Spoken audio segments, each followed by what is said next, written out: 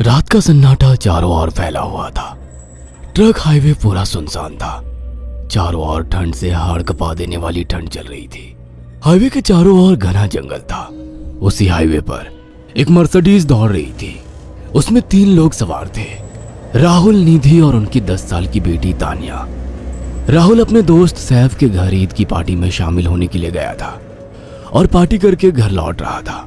निधि ने मुस्कुराकर ड्राइव करते हुए राहुल से कहा, कुछ भी कहो राहुल, आज तो ईद की पार्टी में मजा आ गया।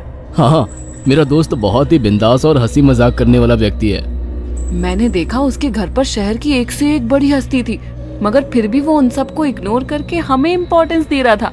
हाँ, देगा क्यों नहीं, आखिर मेरा दोस्त जो है।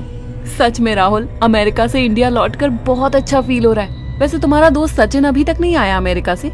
निधि की बात सुनकर राहुल चौंक कर बोला, ओह शिट यार, उसका फोन आया था कि वो इंडिया आ रहा है। उसने बोला था कि मुझे एयरपोर्ट पर पिक कर ले।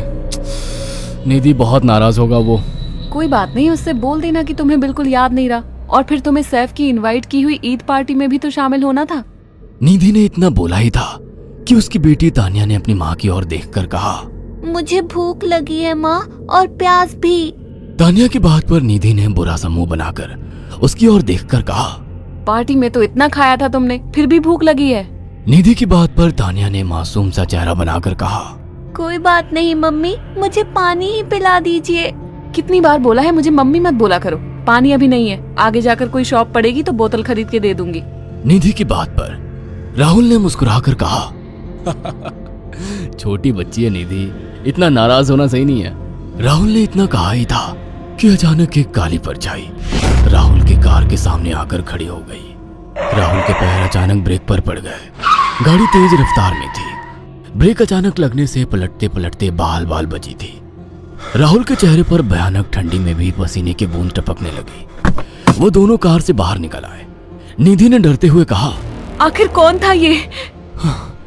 ऐसा लगा जैसे कि कोई भयानक काली परछाई मेरे कार के सामने आकर खड़ी हो गई हो।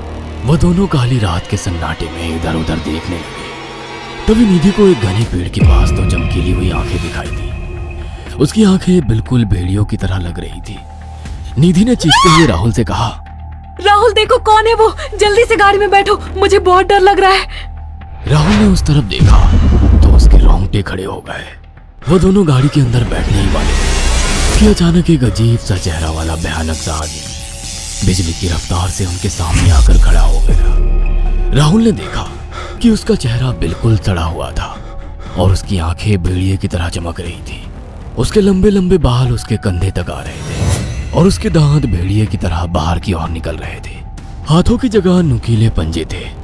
राहुल को देखकर अजीब से अंदाज में हंसने लगा, मगर जैसे ही राहुल की नजर उसके कपड़ों पर गई, राहुल की आंखें फटी की फटी रह गई। वो हकलाते हुए बोला, भाईजान, भाईजान, मुझे माफ कर दो, मुझे छोड़ दो। राहुल ने इतना कहा ही था कि अचानक उस अजीब से दिखने वाले भयानक आदमी ने अपने पंजों से राहुल की गर्दन कसकर पकड़ ली और एक ही सेकंड में उखाड़ कर जमीन पर फेंक दी। राहुल के धड़ से लाल रंग का खून का फुहारा फूट पड़ा। इस भयानक मंजर को देखकर निधि के गले से एक जोरदार चीख निकल गई। निधि इससे पहले भागती कि अचानक उस भयानक दिखने वाले आदमी ने निधि को पकड़ लिया और अपने नुकीले पंजे उसके पेट में गड़ा दिए और उसकी अतड़ियां बाहर निकाल दी। निधि की एक दिल दहला देने वाली चीख सन्नाटे को चीर गई। अचानक हवा का एक बवंडर उठा और वो भयानक सा दिखने वाला व्यक्ति देखते ही देखते बवंडर के साथ गायब हो गया। तानिया ने डरते डरते निधि के मोबाइल से पुलिस और सैफ को बुला लिया और कुछ ही देर में वहां चारों ओर पुलिस की गाड़ियां थी। पुलिस ने राहुल के दोनों दोस्त सैफ और सचिन को वहीं बुला लिया।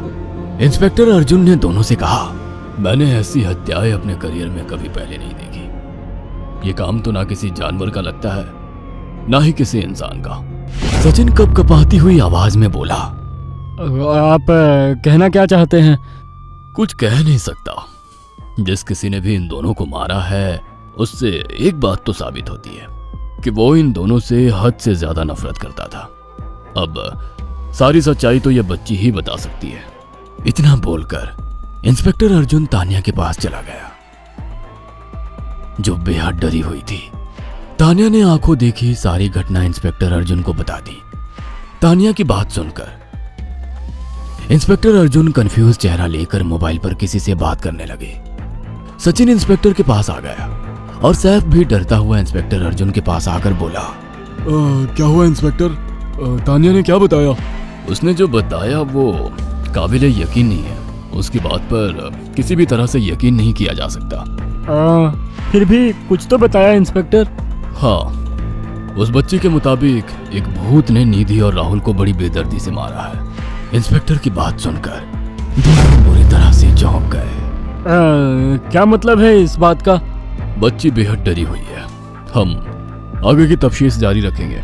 निधि और राहुल तो चले गए, अब तानिया को मैं रख लूंगा। नहीं, राहुल मेरा अच्छा दोस्त था। तानिया अब मेरे साथ रहेगी। देखिए, बच्ची के माँ बाप अब इस दुनिया में नहीं है और आप दोनों भी शादीशुदा है। मुझे नहीं लगता कि आप दोनों बच्ची की सही से देखभाल कर सकते हैं। मेरी कोई औलाद नहीं है। मैंने अपनी पत्नी को फोन कर दिया है, वो भी IPS ऑफिसर है। ये बच्ची आज से मेरे साथ रहेगी। उसका मासूम चेहरा मेरे दिल में उतर गया है। अब तुम दोनों जा सकते हो। पूछताछ के लिए मैं जब भी तुम्हें बुलाऊं तुम दोनों आ जाना।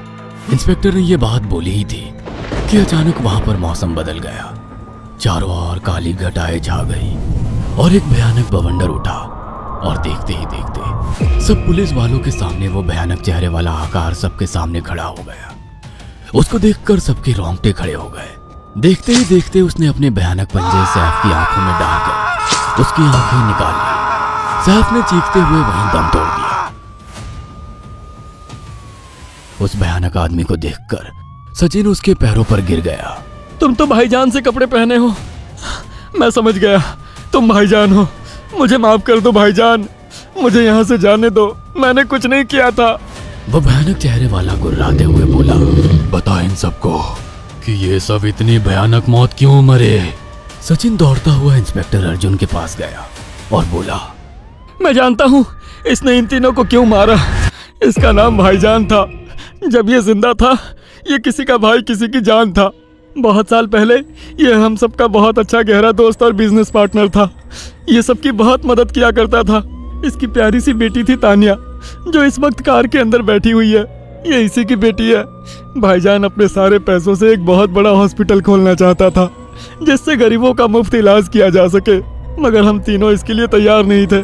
हमारी नीयत उसकी दौलत पर खराब थी और एक दिन हम सब धोखे से ईद के दिन भाईजान को यहाँ ले आए और इसे मारकर फेंक दिया।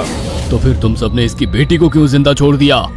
हमें बाद में पता लगा कि भाईजान ने सारी जायदाद अपनी बेटी के नाम कर दी है, इसीलिए हमने भाईजान की पत्नी को भी मार दिया।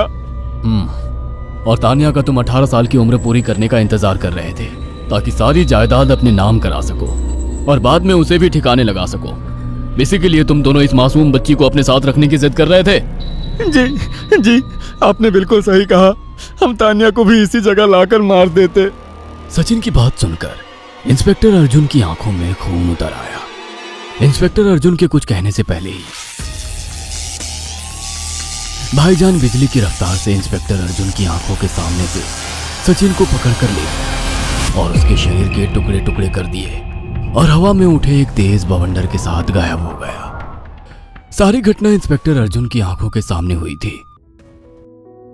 तानिया को इंस्पेक्टर अर्जुन और उसकी पत्नी ने अपनी बेटी की तरह पाला।